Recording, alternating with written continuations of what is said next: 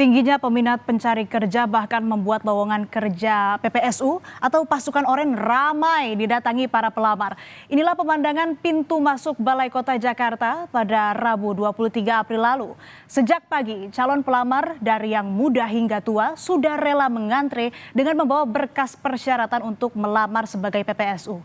Dari ibu rumah tangga sampai sarjana, ramai-ramai mendatangi gedung Balai Kota untuk mendaftar PPSU yang waktu itu dibuka. Tingginya antusias warga mencoba peruntungan bekerja di Pemprov DKI membuat antrean sempat memanjang hingga trotoar jalan. Di tengah sulitnya mendapat kerja, lowongan PPSU yang dibuka Pemprov DKI cukup menggiurkan karena menawarkan gaji 5,3 juta rupiah per bulan atau setara upah minimum provinsi. Pekerja yang diterima menjadi PPSU juga akan mendapat tunjangan hari raya dan BPJS. Belum lagi saat melamar yang tak memberatkan seperti minimal pendidikan lulusan sekolah dasar atau SD. Tapi minimnya syarat dan tingginya benefit membuat persaingan semakin ketat. Apalagi pada tahap pembukaan pertama, kuota yang diperebutkan hanya sejumlah 1.100 orang.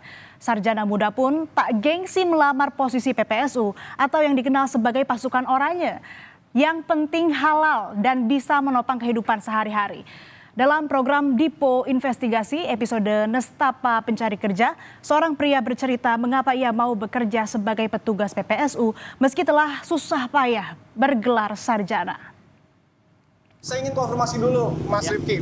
Mas Rifki betul adalah lulusan sarjana S1 ya, Mas ya? Iya, benar. Oke, dari universitas? Universitas Indra Prasta PGRI Unindra, Oke. Jakarta Selatan. Jakarta Selatan. Lulus tahun? Tahun 2021 awal. Oke. Jurusannya saat itu apa, Mas? Teknik industri. Teknik industri dan sekarang jadi petugas PPSU menyapu jalanan di kawasan Kalisari, Jakarta Timur. Apa yang kemudian membuat Mas Rifki akhirnya memutuskan untuk menjadi petugas PPSU? Awalnya sih saya bekerja di sebuah kontraktor ya. Kontraktor di daerah Sukabumi, luar Jakarta, itu tahun 2019 sampai 2020. Oke. Itu 1,5 tahun lah kurang lebih.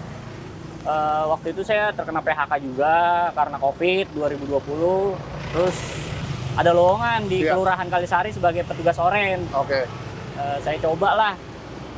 Akhirnya ya alhamdulillah saya dapat. Nggak sayang, Mas, lulusan sarjana S1 teknik industri loh. Kalau dibilang sayang sih, karena ekonomi terus cari kerja susah, apalagi di Jakarta. Walaupun S1 juga kemungkinan masih banyak yang belum bekerja sih.